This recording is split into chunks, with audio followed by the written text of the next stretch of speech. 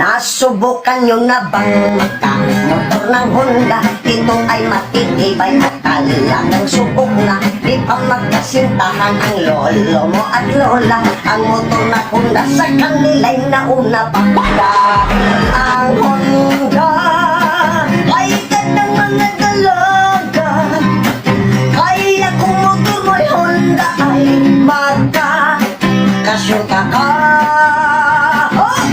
Kaya kung kayo boys kumuha na ng Honda, huwag nang mag-alinlangan kung hanap mo ay syota. Dahil pag tumagal ang Honda ay umiinit, lalong bumibilis hanggang sa'yo'y kakapit. Dahil ang Honda ay ikat ng mga dalaga. Kaya kung motor mo'y Honda ay magkakasyota ka. Huwag kang mag-alala, ang Honda ay di mahina. Di tulad sa ex mo na iniwan ka ng bigla. Ang tibay ng Honda ay forever mong kasama, hanggang magkaanak kayo at magkaapo pa. Dahil ang Honda